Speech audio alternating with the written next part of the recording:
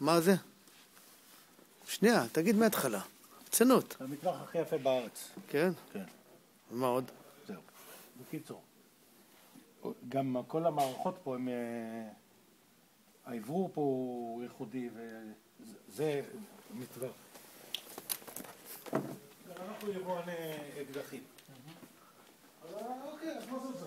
זאת אומרת, זה לא מה זה עוזר. אתה הבנת מה אני מסביר לך. אני יכול לעשות הכל, אז לא. זה ליין רק ייבוא שלי.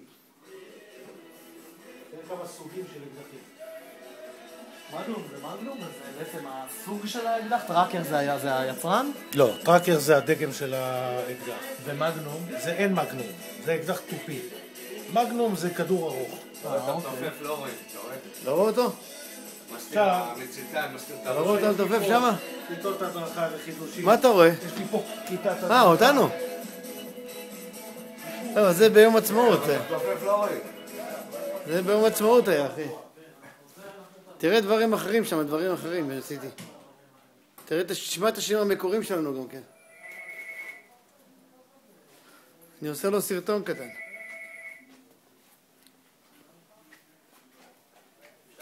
אפשר לייצר פה מספיק תנועה. יש לך כמה אנשים. לאן הגעת? רומגן? אני בונה פה עכשיו 100 מטר, אולם קרב מגע. לקרב מגע? ועוד לעשות הדרכות וכל זה? אני צריך להכשרת שומרים, קורסים. ועוד כיתות הדרכה שם, עם משרד קבלה, שם עוד 300 מטר. זה עכשיו בבנייה. מתי זה יהיה באוויר?